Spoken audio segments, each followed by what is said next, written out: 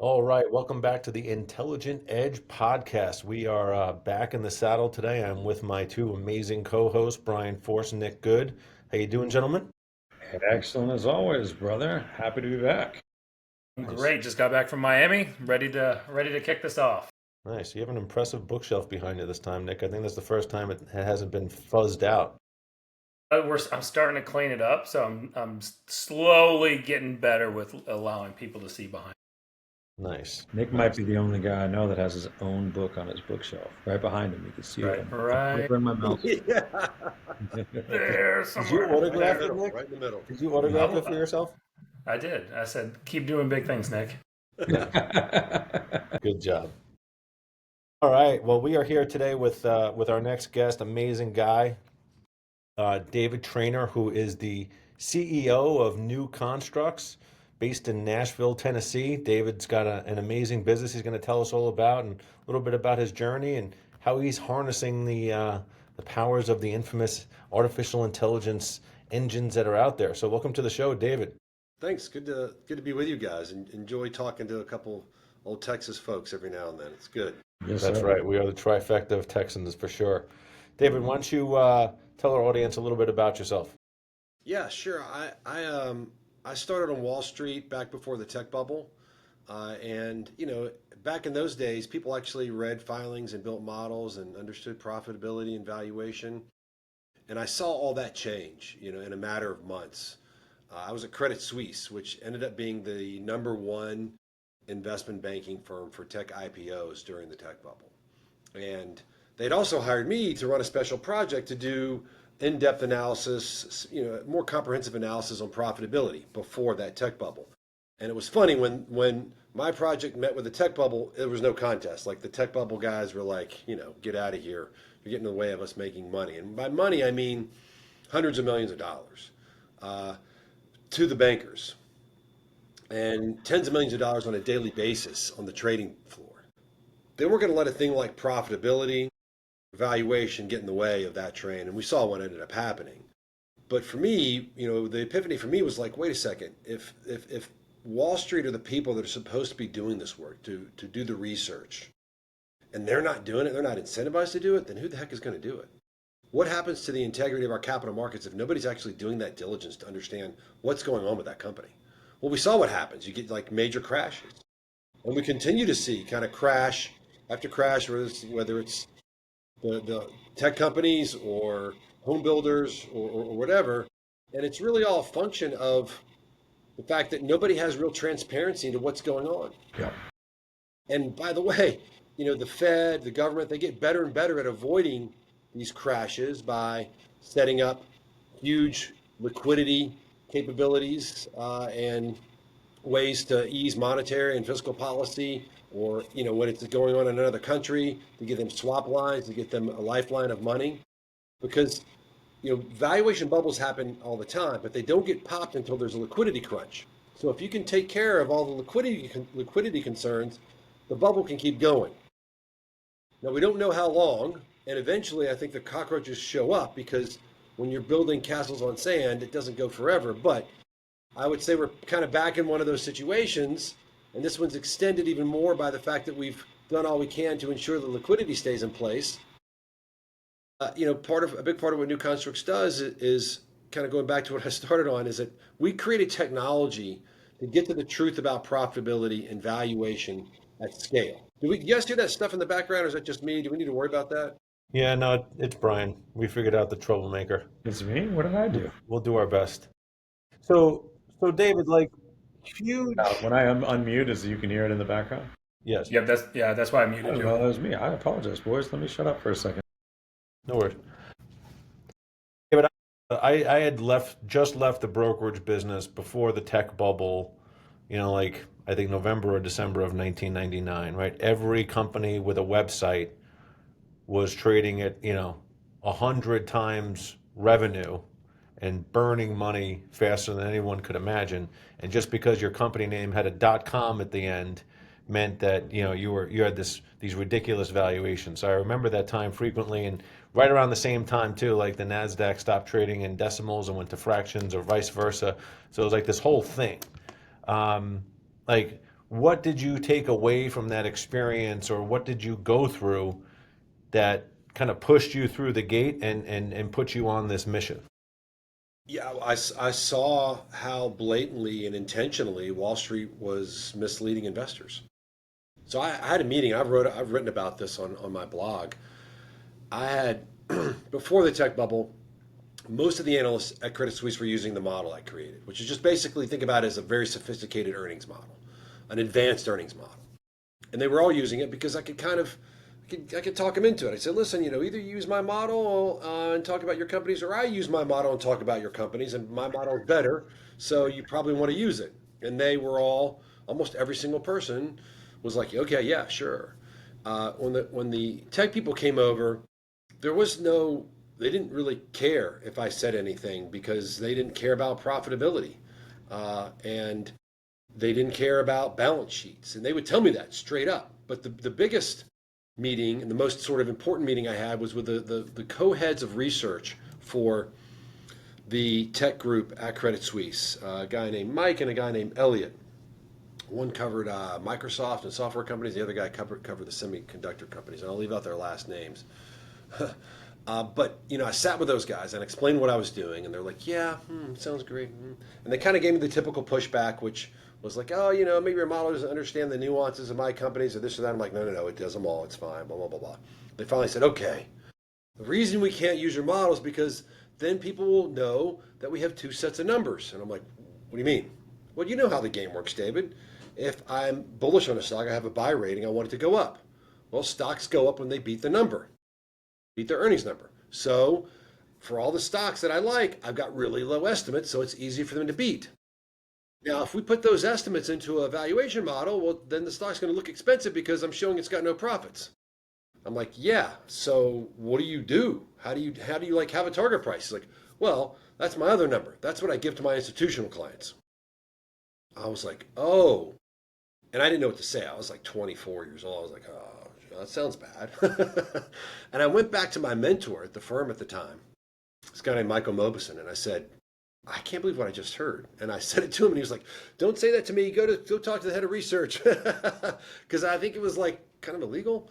Um, and we all know what happened. I mean, Credit Suisse and all of Wall Street got a huge fine. They didn't have to admit guilt, but Credit Suisse, I think, was fined a lot of money, whatever it was. I don't know if it was. I think it was $1 billion. The whole settlement was $10 billion, or it might have been 100 million, and the settlement was $1 billion. I don't remember because the numbers back then, 25 years ago, the numbers were smaller. Whatever it was, Credit Suisse made that in a couple of months. Like it's a Wow. slap on the wrist.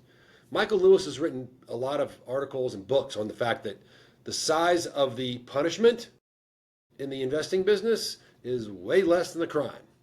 I've read That's every why word these of it. guys go nuts. Like they do whatever they want to do because, look, it's before there was too big to fail. There was too small to pay. They could just they got away with it. That's what happened at Credit Suisse. Like they made billions and they paid a trifle there. But the main thing, Matt, to your question was seeing that these guys really didn't care. That there was an intentional misleading nature to what it was they were doing. And the way they busted Credit Suisse, let me get this one last thing and I'll stop. The way they busted Credit Suisse is they had emails that the equity analysts were writing after they published their IPO report saying, "I can't believe anybody's stupid enough to invest in this piece of blank." Wow. So that's when I kind of saw that was going on. I was like, "Oh my gosh, like if we don't create something, a resource for people to understand what's really going on, well, then our markets will be rudderless." That's great for Wall Street because they're happy to sell you Beyond Meat or WeWork, you know, 8 days a week, but it's not good for investors. So I apologize if I had the hum, but man, these conversations are fascinating. So take us through the history when you've made some of these realizations when working on Wall Street with Credit Suisse, and then obviously at some point ventured out on your own with the mission of how do we create better insights and more transparency into the market. So how did new constructs come about, and then because I think we're going to have a real deep dive into this, how did you transition and how are you starting to use artificial intelligence to really create more of that transparency and kind of fulfill some of your mission to create a little bit more of a level playing field in the markets? Yeah, I mean, it didn't really start as uh, an AI play. I mean, because this was 20 plus years ago. So I was at Credit Suisse, and then I went to another investment bank. We were bought by Goldman, and then actually, I should say before that, when I was running the special project at Credit Suisse, I left the project to be a regular sell side analyst. Worked for Mike Mayo, who's like one of the best bank analysts of all time. Truly a stand up guy in the industry. And then I went and was the CRM analyst, CRM software analyst at a firm that Goldman ended up buying. And when Credit Suisse effectively gave up on the project I was running, that's when I decided, you know what, I should look into doing this, because if they can't do it, then no one else that I know of can do it. And I think I can do it. And so I spent like 6 months kind of just gut check on, all right, is this idea that I have around the technology needed to parse filings, is that feasible? And then do I have the guts to be an entrepreneur?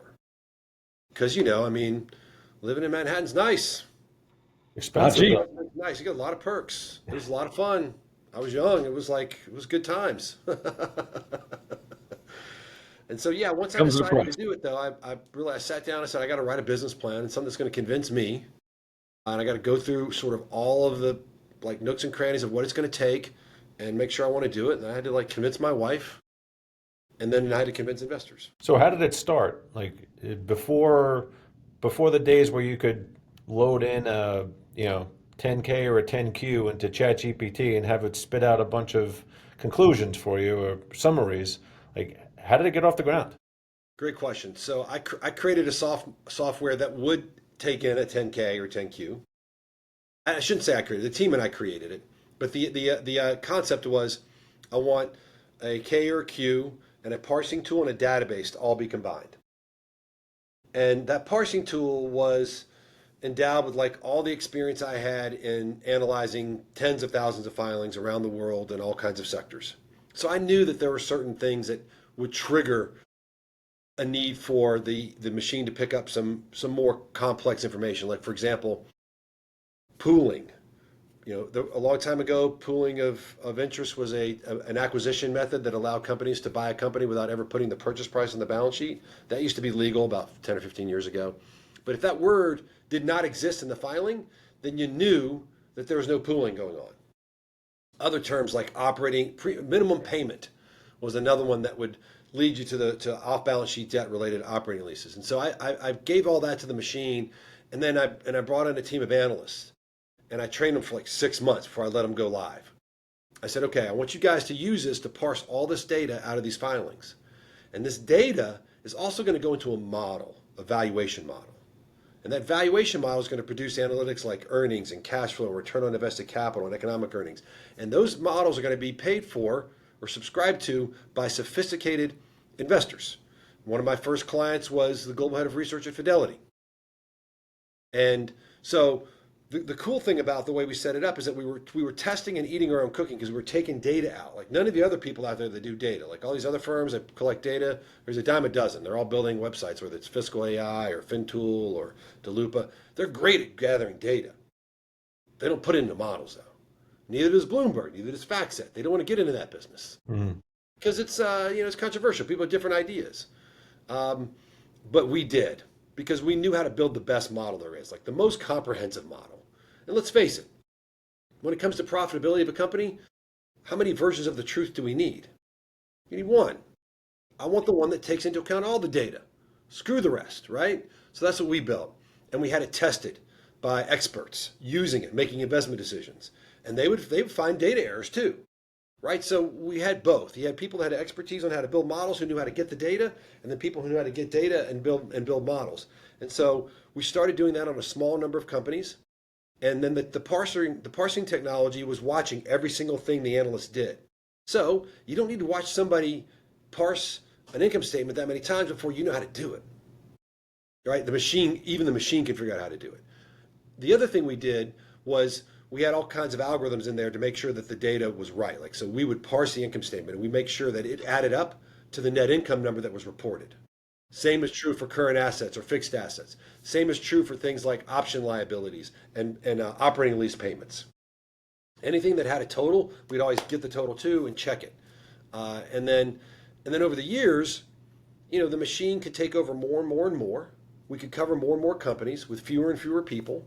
It used to take us like 12 people to cover 3,000 stocks. Now we do it with three. Wow. And the machine's still doing like we do it like way faster. Like if you go back to when we had 12 people, it would probably take us during any given filing season, which is when all the filings come out, 4 to 6 weeks to get it done. Now, two. And so in two So weeks, you have reviewed 3,000 10Ks or 10Qs? yeah, Wow. including the footnotes. And the footnotes is like that's the special sauce. That's what we get that no one else does. And it's also getting that data and classifying it according to how it affects the business or its economic consequence is the sort of the fancy term that the business school professors use to explain what it is we do. And so that's kind of like, yeah, that's how it got started, man. It was like that kind of originally very simple technology that was driven by experts. So like, I mean, I was reviewing the model, making sure it was exactly right on the front end and only scaling when we knew the data was exactly right. Yeah. But I the love key that. thing to keep in mind is that there's no substitute for having that expertise at its inception.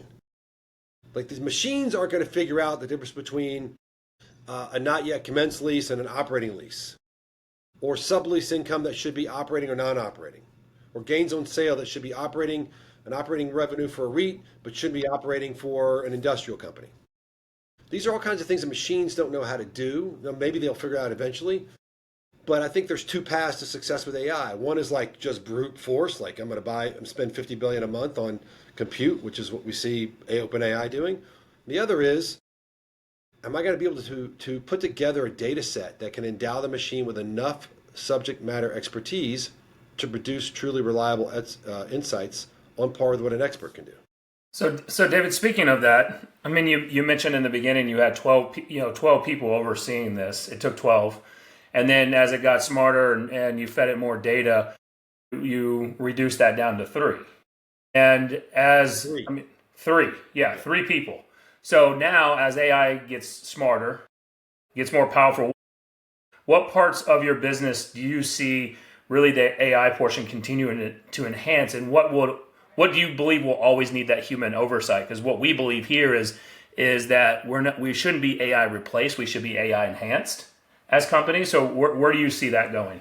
I think that's true. I mean, where we want to grow is in covering companies outside of the United States. So right now we're U.S. based because, I mean, like 90% of all kind of investing stuff is the U.S. So we need to prove the model here and then expand it globally. And that's where we can use the AI for sure. But then we also want to use an AI to create an agent. We partnered with Google Cloud to put one up. And, in just a couple of months, we've already got a pretty amazing prototype. I can share my screen if you guys want to take a look and see what it can do. But this is very different from any other agent you see in anything related to financials or investing. Other agents, they can pull data for you. Our agents tells you which stocks are going to miss earnings. Our agent tells you which is the best stocks in any given sector of the entire market. Or same for ETFs and same for mutual funds. This would be great. Are you able to pull it up? Can we demo it a little bit? This would be awesome. You guys see this? Yes. Yes, sir. Right. So here's some prompts I typed in early today from another meeting. What stocks in the tech sector are most likely to miss earnings? This one has got a strong miss score. So what we do is we go in and we look at how much earnings distortion has been in the earnings in the past. And we look at how much distortion there is per share compared to what the street number is. And this is a big number. So that's for the tech sector. And this is all based on, the same core earnings data that drives this index. And there's also an ETF that tracks this index. But this is an index that we created with Bloomberg. We got 3 indices with Bloomberg based on our research. But look, the idea with Google, wanting to work with us was like, hey, listen, there's all kinds of data out there. Like anyone can pour the internet into a large language model. What do we get out of that? Not a lot of really reliable insights. What if we took a data set that was proven to generate alpha in the stock market and we paired that with an AI? How's that? Well, that's what we did. And if you want to see proven to generate alpha in the stock market, here's the index and 1-year performance versus the S&P. You can see pretty darn good. 25% to 16.6.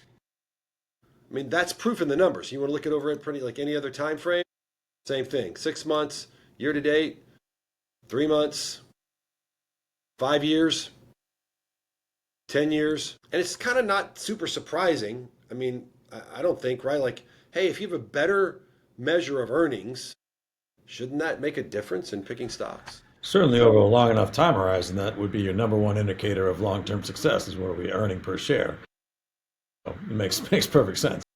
Yeah, and so yes, so we can also use this to pick stocks. Our stock ratings are based on the ratings we have on all the individual holdings. I'm sorry, ETF and mutual fund ratings are based on the stock ratings of the holdings. So it's truly a bottoms up analysis, which you don't get from anyone else. So it's super cool. Um, we can ask it some other questions if you want, like which are the how about most profitable stocks in the healthcare sector? And this is a beta, so we don't have all of our companies in it because we're building it. We're going to be adding all companies, I think, this week. Can But you you can can see in you a pretty share short your amount of screen, time. David, to the prompt you Oh, just I'm put in? sorry. You're still Sorry, on the yeah, chart. my bad. There you Yeah, go. yeah. So I just typed this in. Maybe you guys hopefully could hear me typing. But we can do this for another sector so you can see it in action. Let's go with materials. But anyway, you can see for this one, these three stocks we pulled out of the healthcare sector when I typed this in. And it's based on our rating. And then you got what are the most profitable stocks in the materials sector. In a couple seconds, it should pull up, if there are any. Couldn't find any, so it doesn't find it. Didn't give us any. Well, that's actually an important feature, though, because it's not overly optimistic. If it doesn't fit your model or your analysis, it won't give it to you. That's one thing that the regular base models, GPT-5 and things like this, I find them to be overly ambitious at times when you're trying to ask it real analytical questions. Well, that's right, man. I mean, they call that hallucinations, and Yeah, and it I hallucinates believe. very fast when you get in the weeds around stocks and equities, things like that. Yeah. I mean, I've talked to every day. I think I talk to someone, and they're like, "Yeah, I was actually getting asking GPT or something to do something somewhat sophisticated, and it put some number in there, and I asked about it, and it took me a while, but it turned out he just made the number up." It does. Yeah. And I would tell you guys, look, I think hallucinations are a feature, not a bug, because in the world where you're trying to keep people's engagement, what's going to turn them off more Yeah. than anything? No, Ask, a lack of responsiveness, 100%. correct. Correct. So like make something up. Anyway, ours does not do that. It's designed not to do that. And look, by the way, this is information. There are no attractive stocks in the basic material sector. Just saved you a bunch of money. That's right. That's right. I mean, honesty matters. And so you can ask it, the new construct, explain the new construct rating system, because the new construct rating system is also outperformed. So we can actually look up a ticker for that. Let me share this tab instead. Oh shoot. So there's another. Here's the index for our. This is a rating system based on the very attractive stocks. Yep. So if we can compare that to the S&P 500, and you look at that over 5 years, kills it. So our rating systems are pretty good. So what does it say about the new construct rating system? It'll tell you credit. We got credit ratings and we got stock ratings. And so we weren't specific, so it told us both about the credit rating, and then it also gives us the sector ratings, and it'll also give you links to the education section of our site that talks about exactly how. The other thing that's a hallmark of what New Constructs does is we're super transparent. Sorry, here's the definition of the What does rating. that mean to you, David? Because that's a word that everybody throws around. Yeah, mostly it means BS, right? So I'm going to show you why it's not BS for us. So let's take you guys give me a stock you want me to analyze, and then let me type it into the system. I have a love-hate relationship with Carnival Cruise Lines. CCL. Yes, sir. So this is the reason that Harvard Business School, MIT Sloan, Ernst& Young, Google, Bloomberg, these are why these companies work with us, because you can go in here and you get an answer like, okay, yeah, green is good and red is bad. Great, David. You made it really easy for everybody to understand. How do we know your data is better than anyone else's? Well, first thing we'll do is we'll give you a reconciliation of how our number for profits differs from the company's number, the GAAP net income, all the adjustments. We'll do the same thing for all the adjustments we give on the balance sheet. Same thing for all the valuation adjustments. Now, if you want to come in and say, okay, I see this 138 million here in hidden items, where does that come from? Well, we will show you that as well. This takes you to the what we call the marked up filings feature. All the filings we have back to 1998 for these guys, You see we got the Q starting in 2012. So we go to the most recent filing, and we can go to the earnings distortion items from hidden items, gain on sale of ships from the cash flow statement. That's where we're seeing that unusual item in that first quarter. So we're providing people the explicit data points that cause the need for adjustments by giving them the direct access to the original filing. You can do this all the way back to any point in time as well. You, Typically, you're able to do this for thousands of stocks in a matter of weeks, you're saying? in days. I In mean, days. it takes a couple it takes a couple weeks to get through filing season because not everybody sends their filing in on the Yeah, same day. It right. just happens to be there's 2 weeks with its most intense. We're probably looking at doing a couple hundred a day or something. Wow. That is incredible. And this is the kind of detail you see here that means people. That's transparency, my friends. Right? Like this is the data that explains the numbers that drive the rating, because the rating is going to be a function of economic earnings and return on capital, and that's all a function of your NOPAT margin and your capital turns.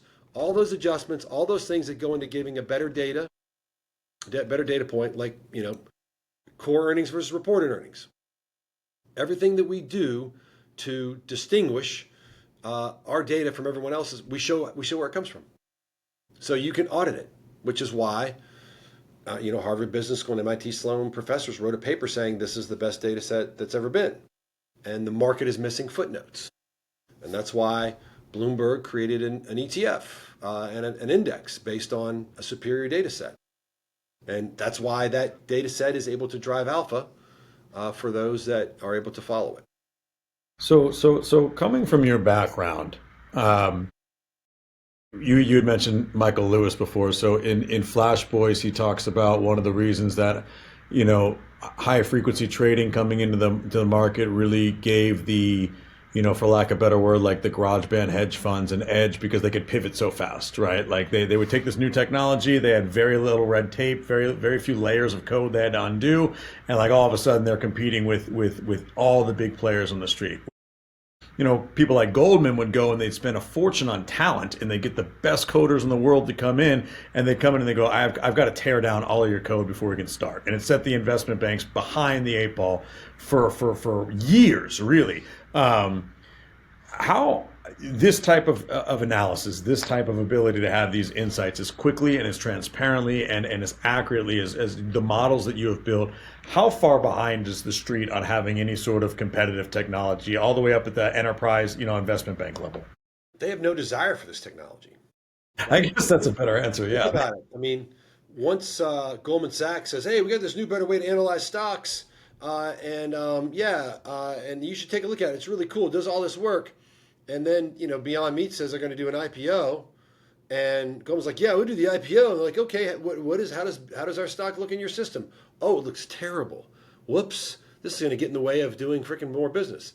This is part of why the tech people back at Credit Suisse days, made sure I got kicked out of the room. And it's not like you can put that cat back in the bag. Once you start it, once you say, "Oh, there's a new, better model, everyone should use it," then you can't be like, "Well, except for this company. This one's special. We got a new number. It's called community adjusted EBITDA." That's what you want to focus on. Yeah, So, really good point. so David, what's your model now? So like your business model. So you've come up with this AI model. You're clearly very, very detailed and copious on reviewing financial statements, pointing out on missing things and anomalies that could impact stock performance. Are you trying to be the next Bloomberg, where everybody goes to subscribe to the new constructs terminal for 25 grand a month or whatever it is, or are you bringing this to individual investors and providing investment guidance to them? It's both. So we have clients across the spectrum.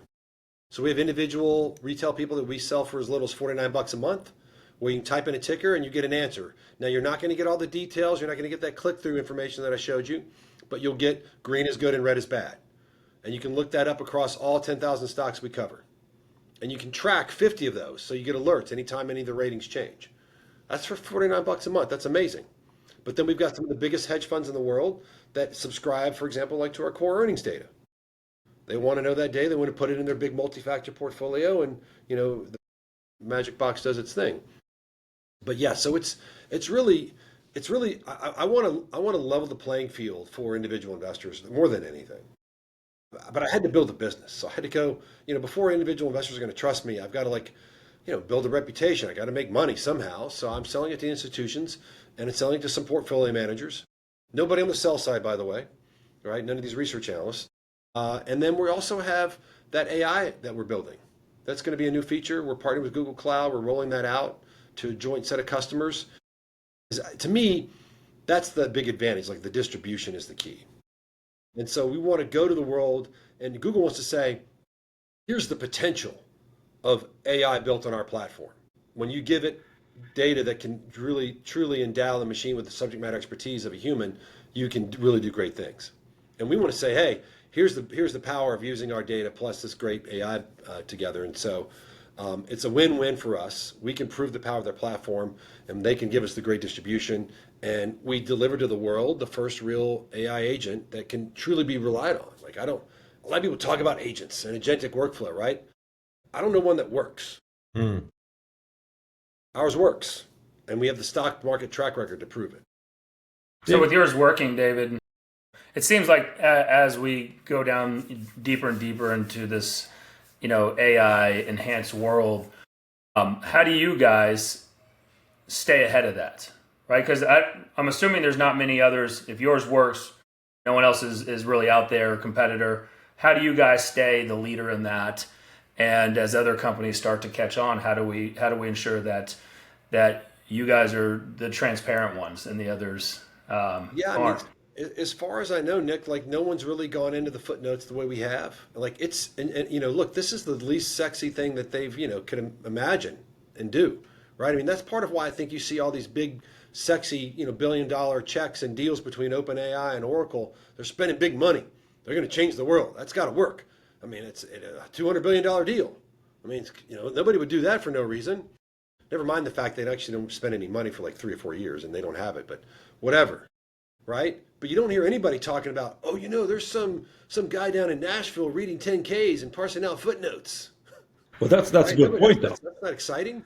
So how do So but that's a really good point.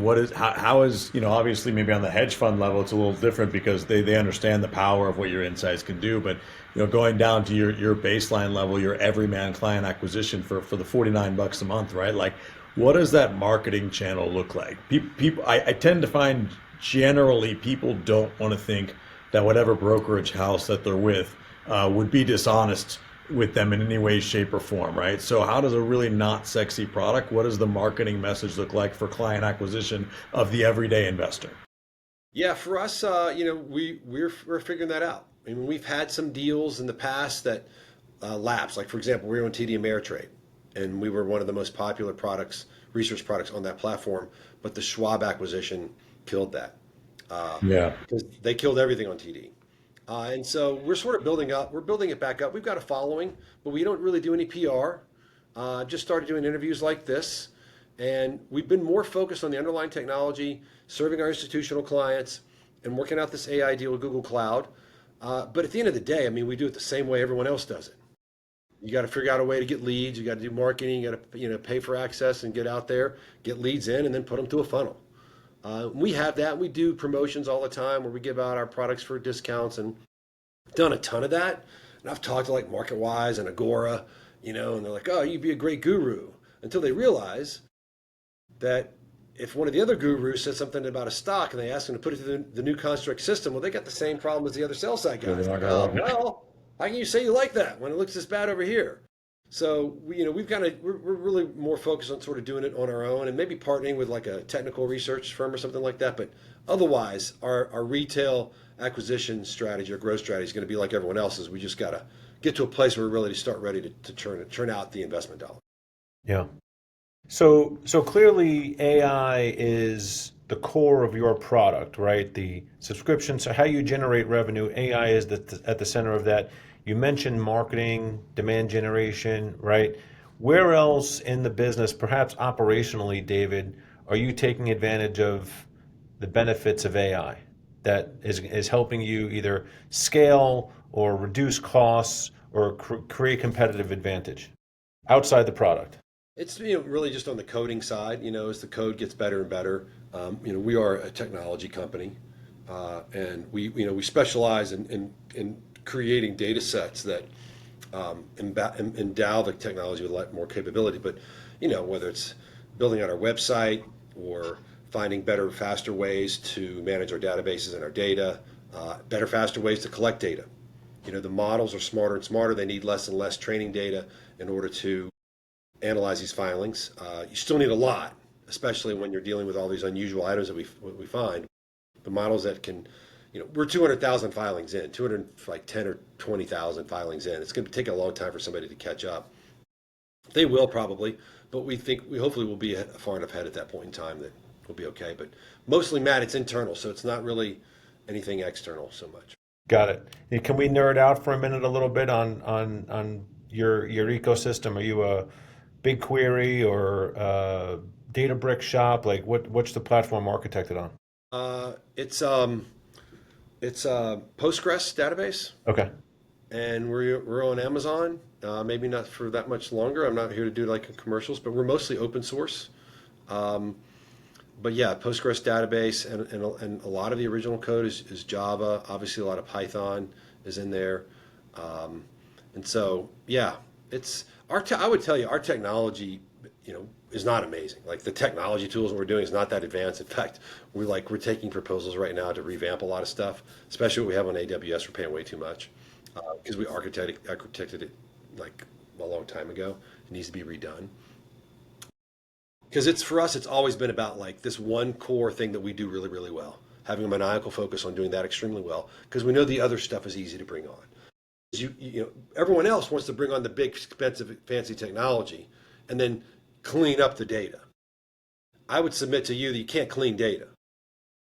How do you clean data? It's supposed to be objective, right? You don't freaking do it. It's a freaking lie, right? It's like, oh, you spray it down with a hose pipe? No. Like, what do you like? You have to go to the source and validate against the source. Well, if you're doing that, you might as well be collecting it from the source to begin with. Nobody's willing to do that kind of work. That's kind of, I was joking before about nerdy people doing this stuff down in Nashville looking at filings because it's not sexy. No one wants to do that. Where are you gonna find people smart enough to do that, willing to do that? How much you got to pay them? Mm-hmm. That was my thinking when I created the technology to start doing. Like, there's no way I'm going to be able to afford to pay people who are smart enough to know how to do this, to do it in the right way for any amount of time. And by the way, if they're not all doing it through one sort of central system where I can be ensure there's one version of the truth, they're all doing it different ways. One guy builds a model like this, one guy builds a model like this. This is what happens to these other firms that are using offshore labor to collect data. It's like, how do you know they're doing it the same way? Yeah, they're all fractured, 100%. David, where are we at with the markets right now? In your model's opinion, does it start to feel a little bit like we're regressing back to the dot-com bust and bubble ways in a certain respect? I asked because I heard Chamath Palihapitiya, who I respect very much, had said this on a podcast the other day, talking a little bit about, and I respect his opinion very much, but he had said something to the extent of, you can't always just look at fundamentals because they're lagging indicators. And while that does, I think, ring true in a certain respect, I think the second we start to take our eyes off of, what makes a company healthy and creates longevity, and we start to go and skew our vision towards all the things that we think may happen in the future or coming down the pipeline, we start to set ourselves up for something cataclysmic. It just only becomes a matter of time before things really hit the skids. So where do you think we're at right now in that cycle? I think we're pretty deep into a bubble here. And while I agree that fundamentals are backward looking, I don't believe that fundamental analysis should be backward looking. I know ours is not. Let me explain to you exactly what I mean. Let me be transparent here. I'll show you what I'm talking about. So let's take NVIDIA, for example. All right. What you see here is on the quality of earnings side, false positive and top. So they got a really high return on capital, but all the spending here recently is causing their economic earnings to trail down. But the part that I think is important to keep in mind here is that when you have a good understanding of the fundamentals of the business, You also have a better understanding of the valuation. And by that I mean you understand what the company has to change in the future to justify the price. So our approach to valuation is very different. We're not trying to predict the future. We start with the stock price and we reverse engineer what the cash flows have to be to justify that price. And when you run that exercise for a company like NVIDIA, and I did like a special case study on this, and this was back when the stock was still trading at like 117.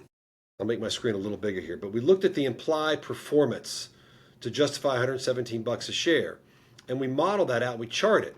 Like so, for example, here's where the revenue has been in the past, right? And this is two different growth scenarios where revenue has to go in the future. You can see like the future revenue just to justify 117 dwarfs what the company's done in the past. A hockey stick, yeah. I mean, huge hockey stick, right? And when you put it at like 1.35 trillion, you can look at where that compares to some of the biggest countries in the world. I mean, it's there. I think it's like bigger than France or something. Yeah, I mean, it's bigger than almost all of Europe. Yeah. Yeah. You can see return on capital for the company. Gets a green super high rating in our here because it's at 180%, which is really really good. But along with that revenue growth, you're going to see returns on capital go up to 839%, 975%. You know the number of companies in the last 5 years that have a return on capital above 500. You know how many they are?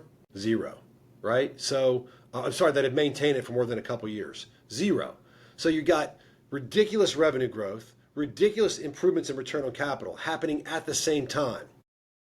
That's a big part of what we do as well. And that's a big part of sort of the rating system is to reverse engineer what the cash flows have to be to justify the stock price to give you some fundamental foundation for understanding just how expensive it is.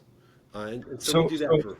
That does a really good job of explaining how out of whack valuations are. What are your thoughts on what is the singular event that we're waiting to see happen? What is the black swan? Yeah, well, that's the hard thing. If I could predict that, right, we'd be doing this meeting on my yacht. Yeah, if you could just shoot me a text whenever I need to go to cash, that'd be great. Exactly.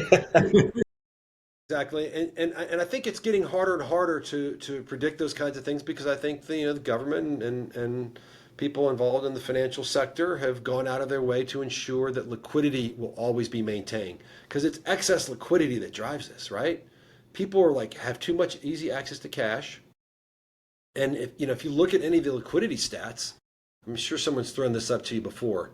I'll pull this one up because I've got it on my as a link. While you're pulling that up, have you been found the time to read Andrew Ross Sorkin's new one, 1929? Oh man, it's really, really, really great insight into, obviously the crash, but bringing credit to the mainstream and the excess liquidity that brought into the markets and how out of whack valuations got it. It's eerie compared to what. So yeah, it sounds like what we're going through today. You can see the housing crisis. Here's when they figured it out. It's like, oh, you know what? Guess what? If we give people a lot of money, bam, everything gets better. Because remember, they had to let Lehman die first. They had there had to be at least one sacrificial lamb, and they jammed it up. And guess what? They never took it out. And okay, let's put more in there. And then COVID hit, and they're like, oh, you know what? We know how to fix this. We'll make it like it never happened. Guess what? We had like 2 down days in the market. Maybe it was 5. And then it shot right back up. And guess what? We're still barely below where COVID levels were, which were ridiculous levels, right? There was unprecedented amount of liquidity going in. So it's the liquidity that elevates the prices because people got a lot of money and they're like, what am I going to do with it? I can't make any money on bonds. I guess I got to go into stocks. Go. And until there's a real withdrawal of liquidity from the market, it's unlikely for us to see much of a pullback. And I don't know when that's going to be, and I know they're going to do their damnedest to prevent it. Man, that's wild. I mean, you hit the nail on the head. It's always, whatever it is, I think it'll become very obvious in hindsight, like it always does, right? But I think generally people in the markets right now get the sense that we're building towards something singular. Anybody with a crystal ball will be able to tell you what that is, but it seems it's tough to see the forest for the trees sometimes. The good news is that fundamentals really still do matter. I mean, you can see in those charts I showed you, whether it's our core earnings leaders index or our very attractive stocks index, they're still outperforming. Well, that might be part of it, right? Is fundamentals matter, and where this might not be a singular event. Like we are going to see a lot of capital that goes into, we call it the AI Wild West right now, where companies are just buying compute, and there's a race to the top. Not all of those are going to survive, right? The thing is, when you start to have a superior model and you can keep that momentum going, especially when you start to add synthetic data and things like that, you are going to start to see the AI race. You're going to see some clear winners start to pull ahead. I think by miles. There's going to be a lot of capital down here on these horses that I think just starts to really pull back very hard. Agreed. So, David, we're coming up on time here. We want to be conscientious of your time, and this has been super educational for us and certainly for our listeners. Before we get to wrap up here, I do have one question for you. Clearly, your business is built around an offering constructed on AI. How do you, as an individual, a human, non-business person, leverage AI in your own personal life to enrich, your day to day? Don't much. I don't really use GPT or whatever. Um, I mean, did it help me write a press release recently? Okay. But otherwise, I mean, I don't do a lot of. I'm not a gambler. What better? I like to understand what it is I'm trusting, and look, I understand how hard it is to get to do what we've done, and so I'm not going to go start putting a bunch of information in there and getting AI to do like. I mean, I don't know. I mean, I guess I could get it to write some emails for me. It does that sometimes. Like I know our support team, there's like an AI thing that support can use, like as a button when you want to do a reply to somebody in HubSpot, like that helps. But otherwise, I'm not a big user myself. Most of what I'm happy to say that most of what I'm doing every day, an AI can't do. Unfortunately, I don't have a lot of activities in my life where, Cool job protection. Good job. 100%. yeah, yeah. So, David, if you could, so one of the things, and I keep going back to, earlier when we talk about transparency, if you could, if you had the magic wand, you could rewrite one rule of investing or the accounting section for standards that would be implemented tomorrow to make financial reporting truly more transparent. What would it be like? And then what would we want your AI to go look at and really point out so that small investors like Brian, not like me, I'm a bigger one, but small investors like Brian will start to have that more love relationship with Carnival Cruise. So Nick, that's a tough question because the harder the filings are, the more of an advantage I have. So I don't really want that to go away. But I think one that's an obvious one, an easy one, maybe a lot of people would understand is that this the new rules that I actually helped write to bring off balance sheet debt on balance sheet created some new ways for companies to hide off balance sheet debt. And I've worked with FASB. I was part of their investor advisory committee for 5 years. And again, I helped write the rule to bring the off balance sheet debt on, but it created two new problems: not yet commenced leases and variable leases. And these are now off balance sheet. And guess what? The rest of them are small. The operating leases are smaller. So I would say, just get rid of that or put that through the same rigor they put the operating lease stuff through. So it gets on the balance sheet as well. That would be one, but I don't really want that to happen because then, it's easier for people to do, that's a hard one we figured out. I don't want it just to go away. And by the way, I don't think it will. Again, I worked with FASB for 5 years. It's probably not happening. You need Wall Street to keep its smoke and mirrors. I totally get it. Yeah, I'm not, and trust me, they make so much money and they're so short-term oriented. There's no threat. Not going away. You guys were mentioning a minute ago about Wall Street wanting to do something and trying to get tech talent to help them do that. That's another thing that outside of the big hedge funds that are just probably spending gajillions, Goldman Sachs, Morgan Stanley, they got a really hard time attracting talent. I know. I was at Credit Suisse. I saw the talent. Like the bankers are really cocky and they don't understand how they need to get in the weeds with these technology people to help them understand what they need to do. And they're like, oh, just make it work. Yeah. Not speaking the same language, and the tech talent feels ostracized, and they'd rather go work somewhere small where they have autonomy and they're part of a people that are speaking the same language. I totally get that. That's a really good insight. especially because now, if I'm a high tech talent, the investment banks can pay you unlimited amounts of money, but now you got a couple hundred hedge funds on Wall Street that could pay you whatever they want as well. That wasn't the case 20 years ago. So yeah, there's not a lot of concern that the sell side firms are going to catch up because they're going to have a really hard time. Because it's not just one good programmer. You got to get a bunch. Because you got one and he's surrounded by Tweedledee and Tweedledum is never going to get anything done. And he's going to be unhappy as hell. He or she will be unhappy as heck. And so, like, what are you going to do? Like, and how are you going to get them all? It's a really tough problem for them. And I don't think they've solved it to this day. And I know they've been trying. Oh, You're muted, Matt. We'll edit that out. Yep. David, this has been fantastic. Definitely appreciate the time. Why don't you tell our audience where they can find you and maybe a little bit about the types of services that you can offer them. Yeah, newconstructs.com. I showed you guys the site. I'll put it up here again, the homepage. You can follow me on Twitter at newconstructs. And if you want to sign up, we've got free email. If you want to get the data or the studies proving that our data is superior, whether it's Harvard Business School, MIT Sloan, Harvard Business School will show you all that. Again, super transparent. All kinds of free newsletters, pro membership, institutional membership, data for quants, individual investors. We've got something for everybody, including even individual stock picks and model portfolios. If you want to see those, like for example, if you just want to get our most attractive stocks list, the best stocks in the market, updated monthly. We scour the entire market and we tell you these are the best. And we do the same thing for the most dangerous stocks.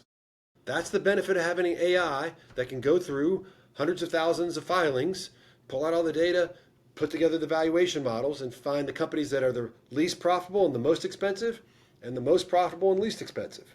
That's the best and the worst, and that's from a fundamental perspective, proven to outperform.